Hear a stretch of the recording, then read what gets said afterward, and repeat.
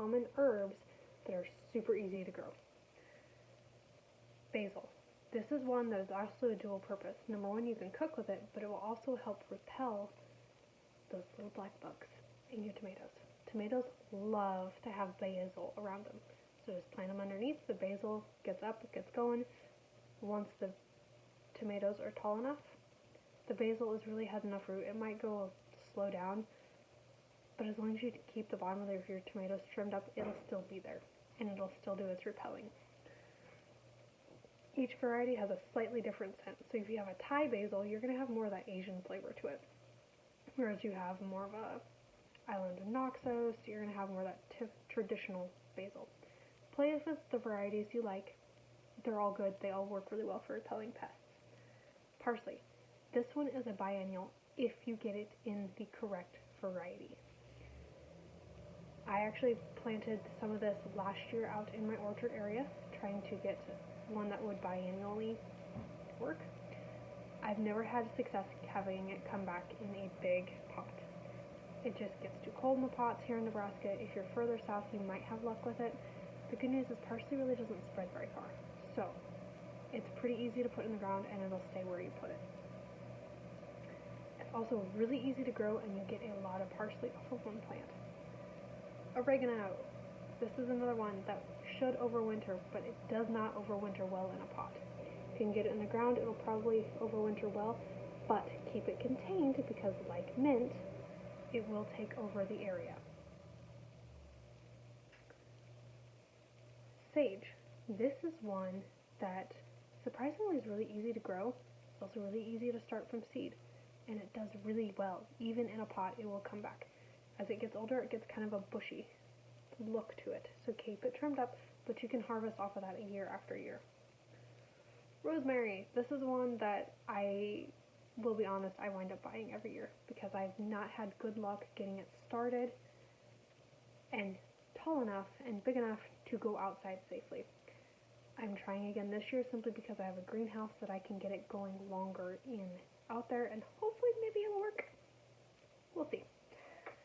But rosemary is one that I will buy because we do use a lot of rosemary. It is a really good herb. You can have it in the ground. I usually have mine in the pots. I've not had good luck bringing it inside to overwinter. It just needs too much sunlight and too much heat. But again, we're going to try again this year now that I have a greenhouse. Thyme. This is another one with a lot of varieties. Super easy to grow though. It starts really well from seed too as well.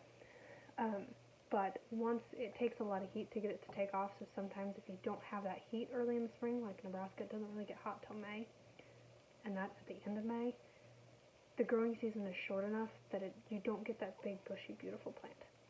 So if you have some place to help keep it hotter, warmer,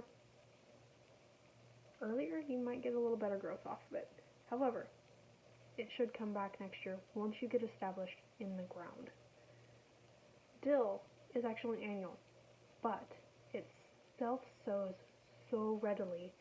Once you put it in a section, you will always have dill there, because even though you chop those seed heads off, because that's what you use to make pickles and all your other dill-flavored things, you will always miss them. You're just going to miss them.